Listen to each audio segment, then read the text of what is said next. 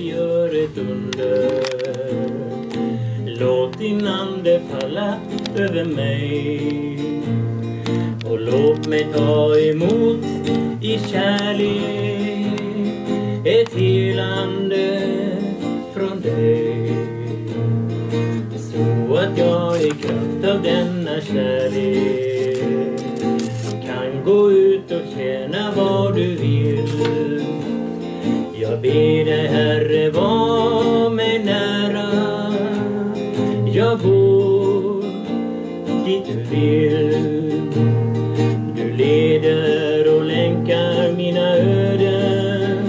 Leder min fot på varje steg som jag tar. Du vet så väl vad jag behöver. Tack Jesus för ditt blod och för din nåd. Jesus, jag nu ber dig, gör ett under. Låt din ande falla över mig och låt mig ta emot i kärlek ett helande från dig, så att jag i kraft av denna kärlek kan gå ut och tjäna vad du vill. Amén. Honra y gloria al Padre, al Hijo y a su Santo Espíritu. Hoy lunes 3 de abril del año 2023, el Ministerio de Oración Doblando Rodillas y su amado hermano Marcos Marín Parra le da la más cordial bienvenida en el poderoso nombre de Cristo nuestro Salvador. Amados hermanos de la fe, amigos, familiares y público en general, hoy, como cada lunes, el primer día laboral para muchos, tenemos el agrado en presentar estas bellas palabras de vida. Y hoy, con un solo propósito, de edificar cada día el cuerpo de Cristo. Edificarnos a cada uno de nosotros, porque al leer la Sagrada Escritura, al encontrarlo en este día, en esta posición, podemos decir con toda certeza, el Redentor vive. Así como lo expresó Job, así hoy lo expresamos. Job dice en su libro, yo sé que mi Redentor vive. Y aquí al final triunfará sobre la muerte. Sí, Jesucristo triunfó sobre la muerte. Hoy en este sermón vamos a ir primeramente a la Sagrada Escritura, al Evangelio de Lucas, versículo 20 al 22. Y vamos a leer la eterna, poderosa y bendita palabra en el poderoso nombre de Cristo nuestro Salvador. Juan capítulo 16, sí, no Lucas. Juan capítulo 16, versículo 20 al 22. ¿Lo has encontrado? Decimos un fuerte amén. De cierto os digo, que vosotros lloraréis y lamentaréis, y el mundo se alegrará. Pero aunque vosotros estéis tristes, nuestra tristeza se convertirá en gozo. La mujer, cuando da a luz, tiene dolor, porque ha llegado su hora. Pero después que ha dado a luz un niño, ya no se acuerda de la angustia por el gozo que haya nacido un hombre en el mundo. También nosotros ahora tenemos tristeza, pero os volveré a ver, y se gozarán nuestros corazones, y nadie os quitará vuestro gozo. Amén. Démosle las gracias al Padre, al Hijo y a su Santo Espíritu por su poderosa y eterna palabra que Él pone en el corazón nuestro para este bello y largo sermón de este día. Amados hermanos, amigos, hoy como siempre tenemos nuestra cámara dispuesta para grabar este día lunes estas bellas palabras de vida. Hemos leído Juan capítulo 16, versículo 20 al 22. La muerte del Redentor. Vamos a hablar de la muerte del Redentor. A pesar que nosotros, como lo proclamó el siervo Job, yo sé que mi Redentor vive. Pero vamos a expresar lo que sucedió en aquel entonces. Amén. Estamos preparados, listos. El pensamiento predominante realizado con la muerte del Redentor debe ser de alabanza agradecida. Que nuestro Señor haya muerto en la cruz es una fuente muy natural de tristeza y muy bien puede que lo traspasaron y todos nosotros nos contamos entre ellos. Mirarle y llorar por su pecado y aflicciones. Por él, como quien se aflige por su prójimo. Antes de saber que hemos sido perdonados, nuestra aflicción tiene que ser sumamente opresiva, pues mientras el pecado no sea quitado, somos culpables de la sangre del Salvador. La muerte de nuestro Señor fue y es un tema de tristeza. Quiero enfatizar que así fue, porque durante los 3 días que nuestro Salvador estuvo sepultado, había más motivo, tristeza, del que puede haber ahora que Él ha resucitado. Primero que nada, para los discípulos la muerte de Jesús fue la pérdida de su presencia personal. Era un gran deleite para esa pequeña familia tener siempre al Señor en medio de ellos como su Padre. Y no solamente Padre, sino su Maestro. Y fue un gran dolor para ellos pensar que ya no oirían más su amante voz, ni la sonrisa de su beneficio, la sonrisa que demostraba en su rostro. Acudir a Él con todas sus preguntas, volar a Él en cualquier momento de dificultades, recurrir a Él en cada hora de tristeza, les producía indecibles consuelos. Felices eran los discípulos, felices de tener tal maestro. Felices fueron los que pudieron participar de nuestro Señor, siempre a su disposición, en comunión de amor con ellos, guiándolo mediante su ejemplo perfecto, animándolos con su gloriosa presencia, satisfaciendo todas sus necesidades y protegiéndolo de todo mal. Hoy tenemos bastante preguntas que respondernos nosotros mismos. Se sorprenden que su corazón estuviera angustiado ante el protesto de su partida. Ellos sentían que serían como ovejas sin pastor. Se sentían niños huérfanos separados de su mejor amigo y ayudador. Se sorprenden preguntar, ¿qué lloran? y se lamenta cuando la roca de su confianza, el deleite de sus ojos y la esperanza de su alma les fue quitada.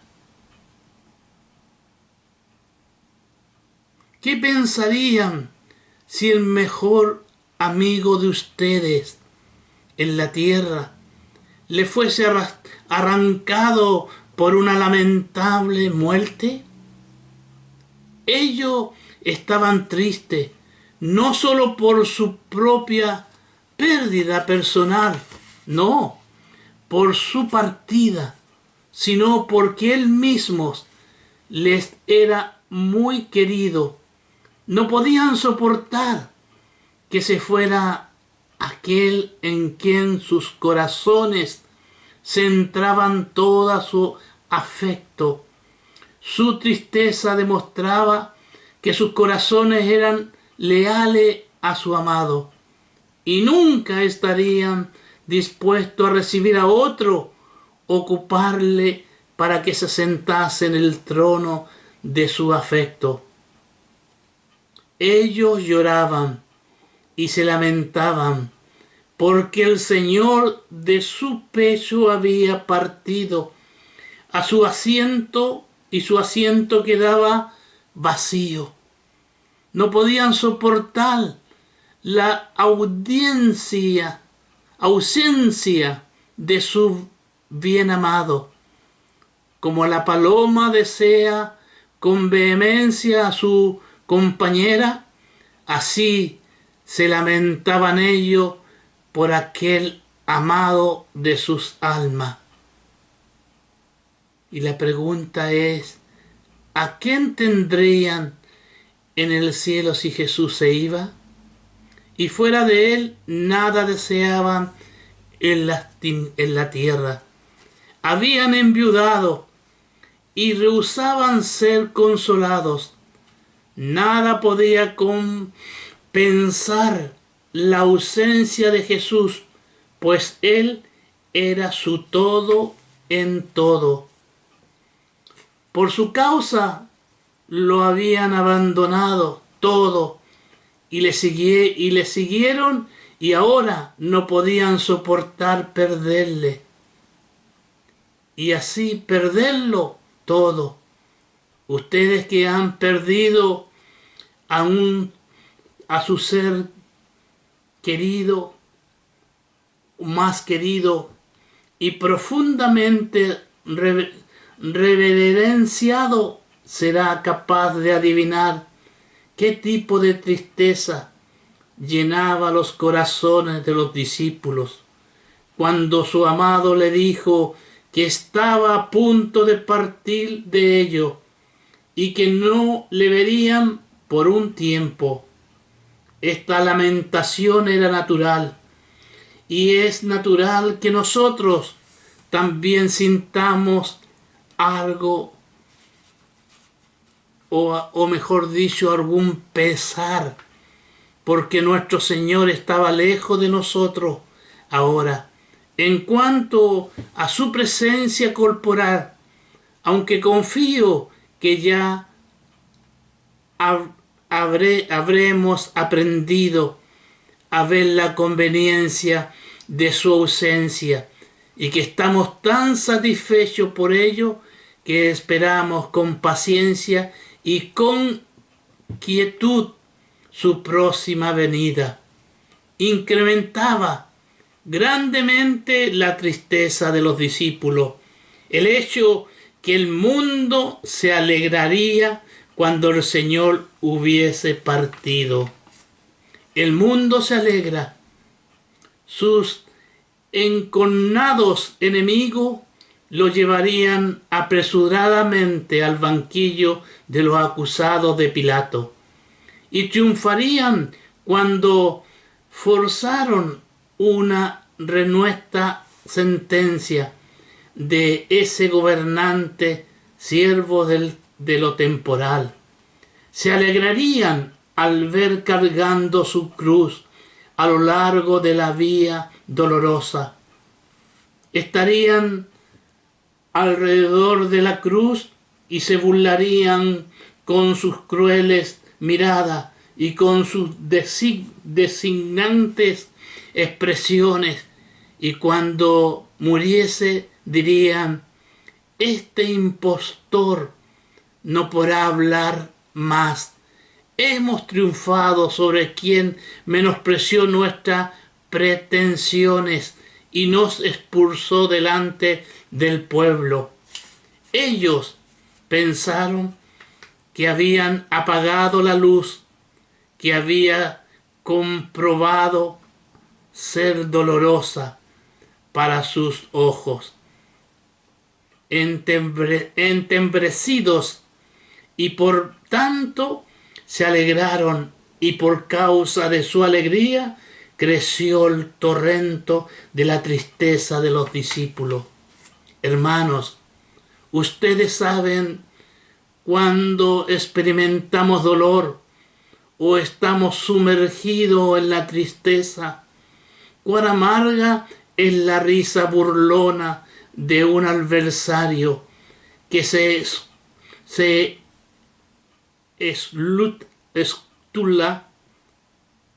por su abatimiento y experimenta júbilo por sus lágrimas.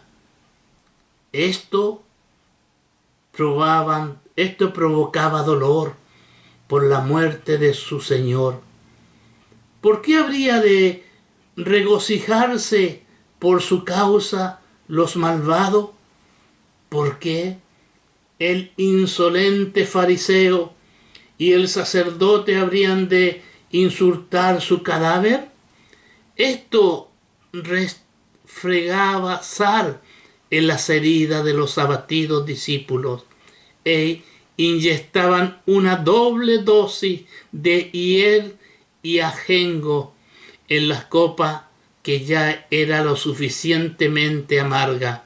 Por tanto, no se sorprendan, porque los discípulos lloraron y se lamentaron cuando manos malvadas mataron a su Señor.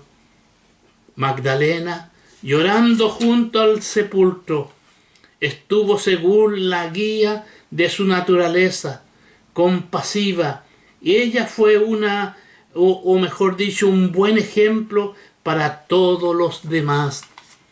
Había otro elemento que los impulsaban a estar tristes, y era que su muerte fue durante un tiempo la frustración de toda la esperanza.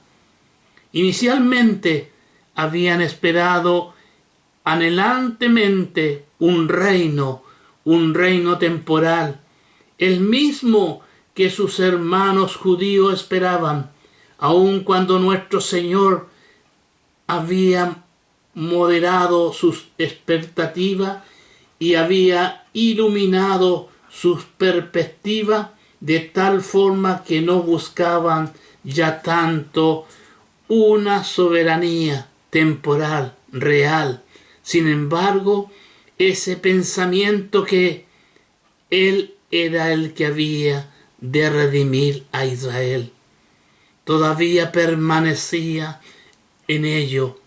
Si alguno de ellos hubiese sido lo suficientemente entendido como para creer en un reino espiritual, como tal vez algunos de ellos lo eran, en alguna medida habrían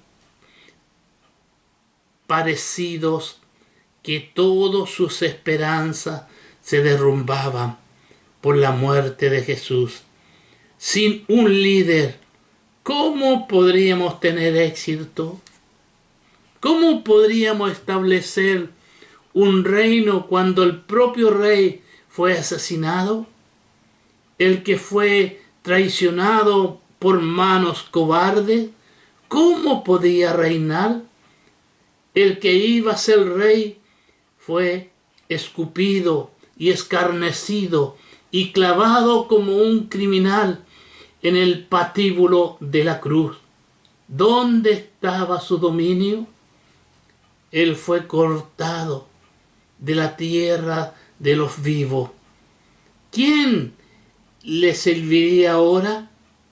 Su cuerpo yace como arcilla fría en la tumba de José, y se coloca un sello sobre la piedra que tapa el sepulcro. No hubo caso, un fin para la santa esperanza, un cierre final para todas las santas ambiciones.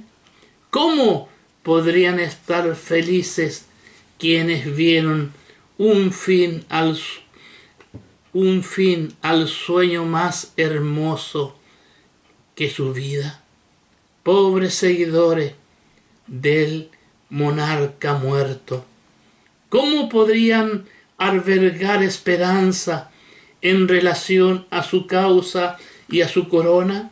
Sin duda, en su incredulidad se afligían profundamente porque su esperanza parecía extinguirse y su fe trastocada.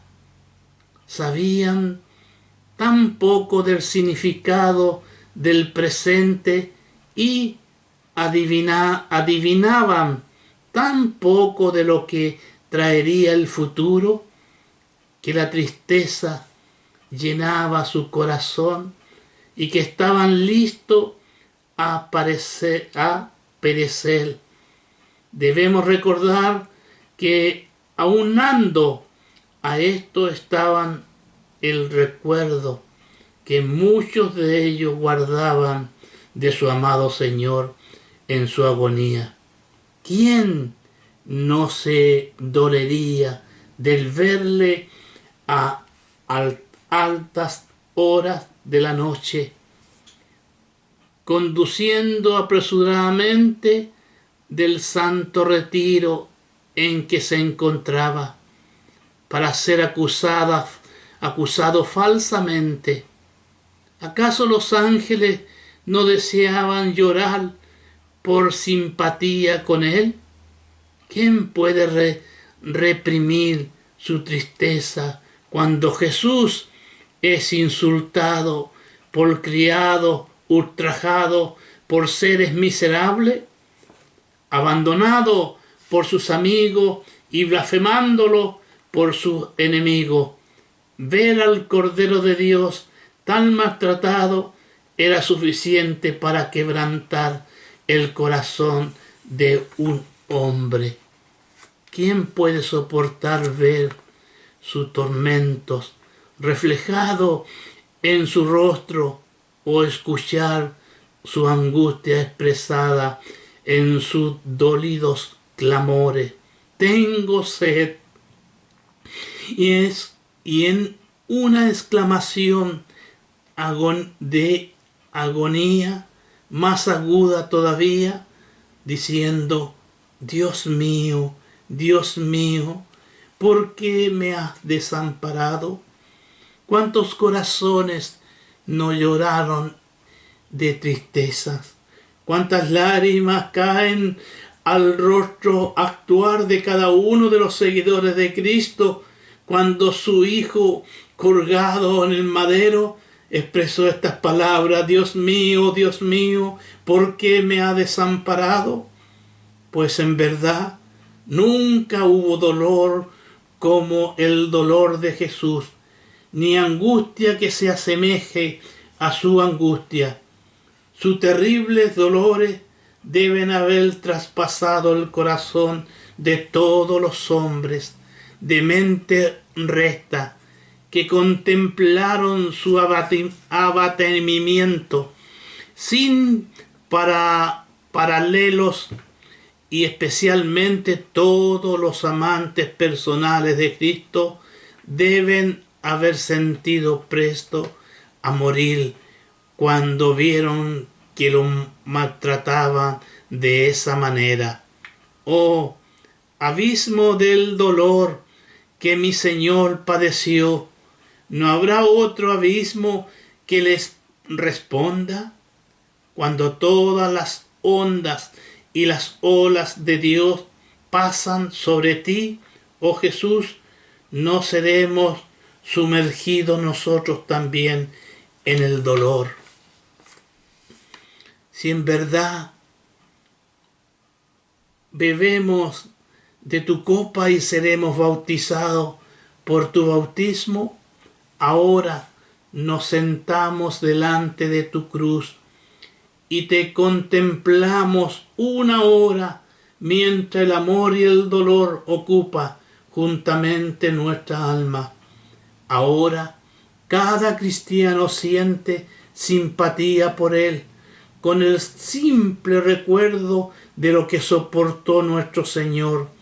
No pueden leer las 4 historias de los evangelistas y entretejer en una por medio de la imaginación y el efecto sin sentir que es la nota más sombría, la que se adecua a su voz para cantar en tales circunstancias.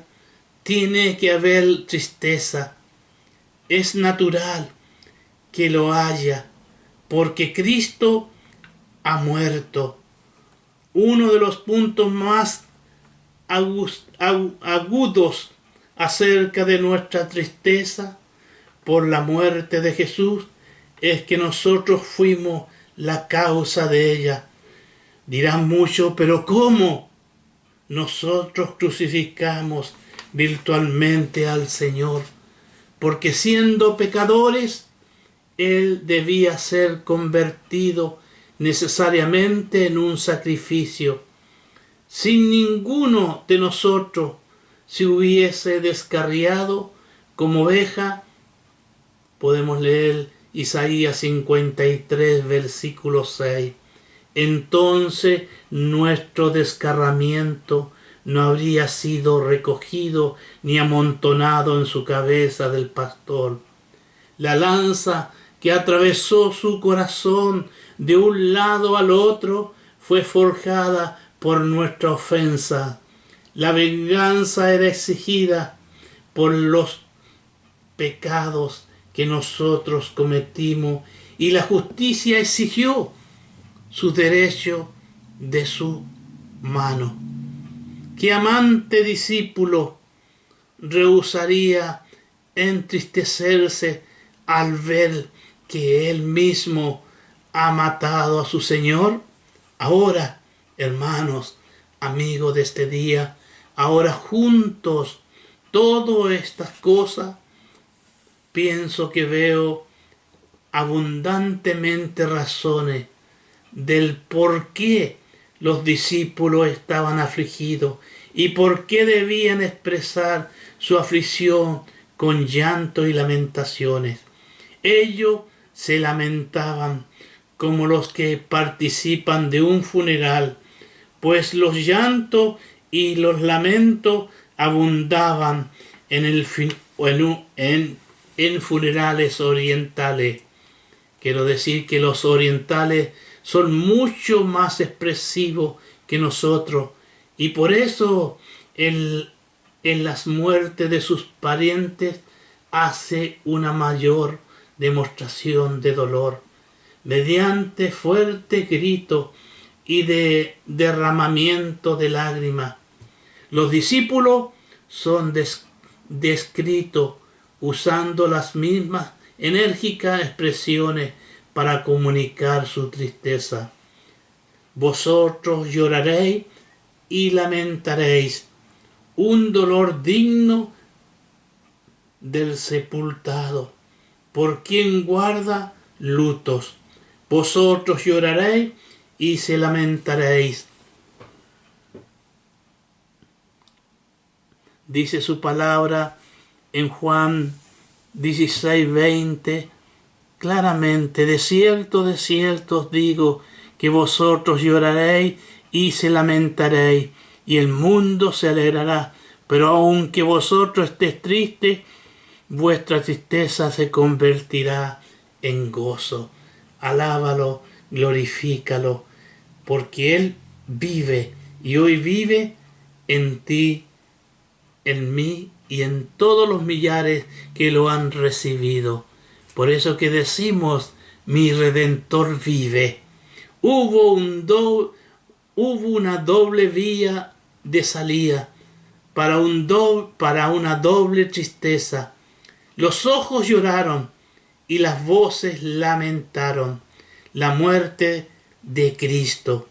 Fue un verdadero funeral para sus seguidores y causó un aplastante dolor, como si cada uno de ellos hubiese perdido a todos los de su casa.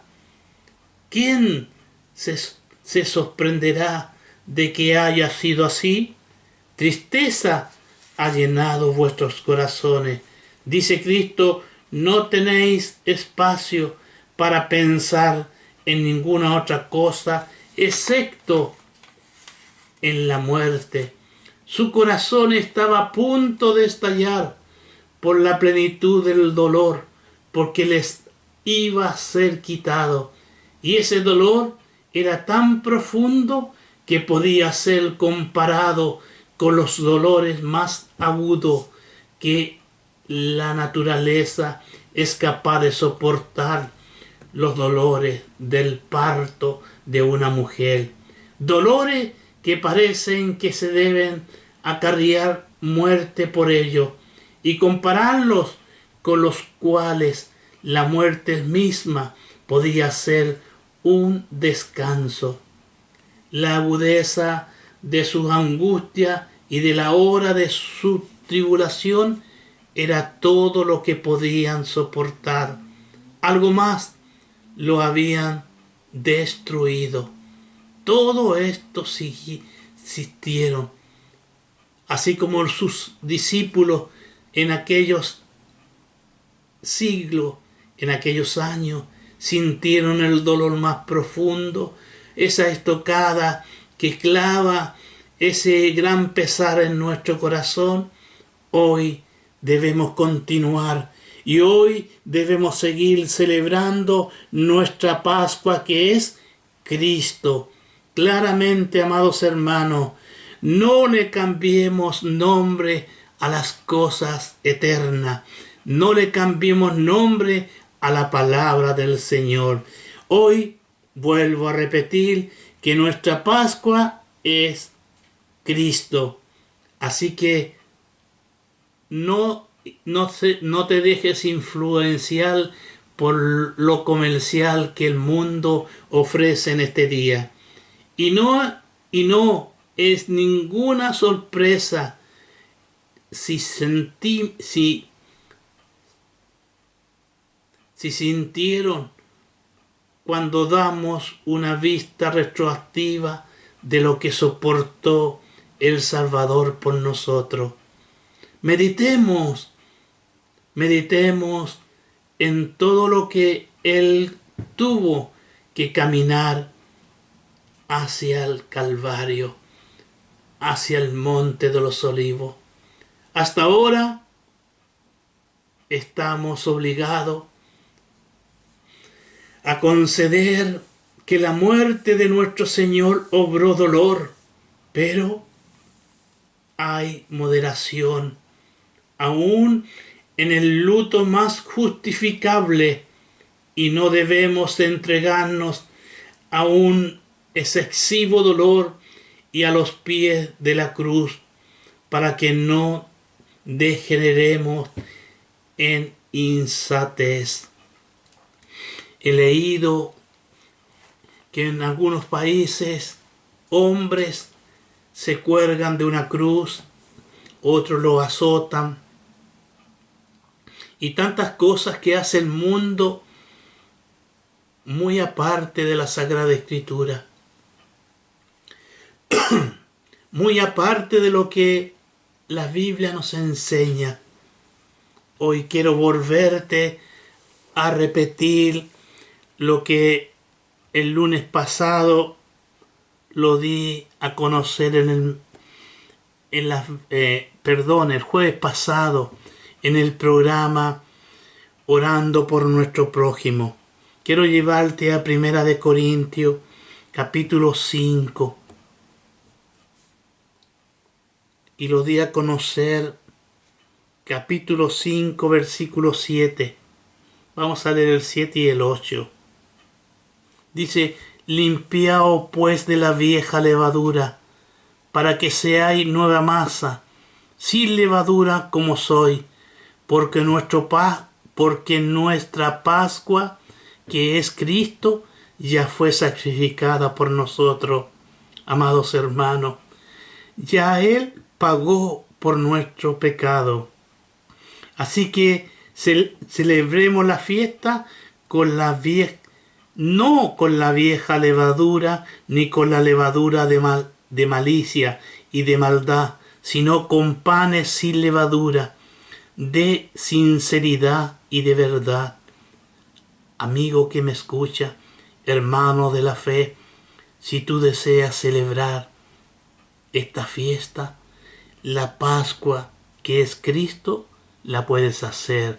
Si estás lejos de tu congregación, si por cualquier motivo no alcanza tu tiempo para llegar a la Santa Cena, también la puedes hacer con los tuyos en casa. Pero primero debemos limpiarnos, pues, de la vieja levadura, para que seáis una nueva masa, sin levadura, como soy, porque nuestra Pascua es Cristo, ya fue sacrificada por nosotros. Él pagó el precio por ti y por mí. Démosle las gracias al Padre, al Hijo y a su Santo Espíritu por esta gran porción, por este gran sermón que nos ha dado el Señor para este día, la muerte del Redentor. Quiero, antes de agradecerle al Señor, hacer una pequeña alcance a lo que la palabra del Señor nos indica. Dice el Evangelio de Lucas, capítulo 19, versículo 45 en adelante: entrando en el templo, comenzó a echar afuera todos los que vendían y compraban en él, diciéndole: escrito está, mi casa es casa de oración, mas vosotros la habéis hecho cueva de ladrones. Y enseñaba cada día en el templo, pero los principales sacerdotes, los escribas, los principales del pueblo, procuraban matarle, y no hallaban nada que pudieran hacer, porque todo el pueblo está suspenso oyéndole. Lucas capítulo 19, versículo 45 al 48. Toma tiempo en esta lectura. Toma tiempo, que fue precisamente un día lunes, como lo estipula la Sagrada Escritura, como lo estipula lo que significa la Pascua en Cristo. Tenemos días en nuestra Biblia de estudio donde Jesús llegó al último día, el día de reposo, la última cena.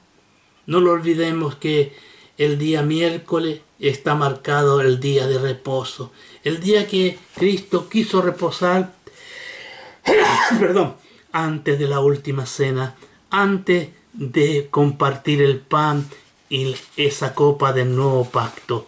Así que si tú tienes, no la intención, si tú sientes en tu corazón que debes celebrar la Santa Cena en casa, hazlo. Ora al Señor y primeramente, como dice, hemos leído, limpiaos pues de la vieja levadura. Limpiaos de toda cosa que nos esté haciendo mal, para que seáis nueva masa, sin levadura como soy, porque nuestra Pascua, que es Cristo, ya fue sacrificada. Amado y eterno Padre Celestial, te doy toda la honra y la gloria a ti, a tu Hijo y a tu Santo Espíritu, por este precioso y hermoso día que tú has puesto para poder expresar estas bellas palabras de vida para que llegue al corazón de la humanidad.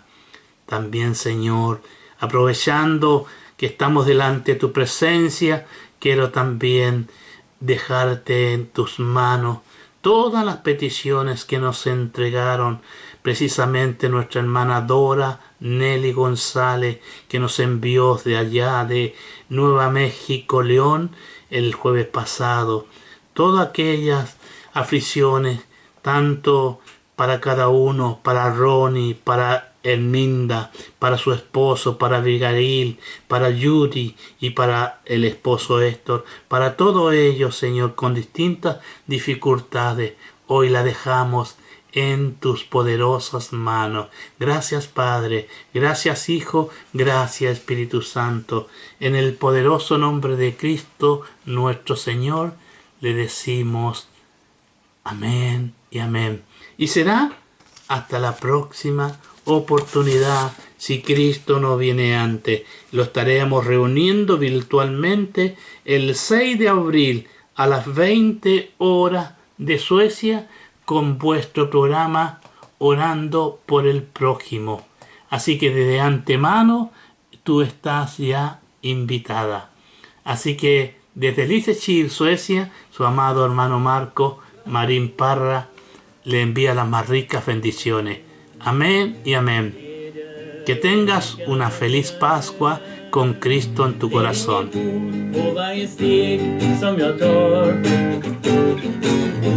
Du vet så väl vad jag behöver.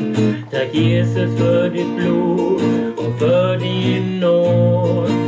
Jesus, jag nu ber dig gör ett under. Låt din ande falla över mig. Och låt mig ta emot i kärlek ett helande från dig. Så att jag i kraft av denna kärlek kan gå ut och tjäna vad du vill. Jag ber dig, Herre, var mig nära. Jag går dit du vill. Jag går dit du vill. Jag går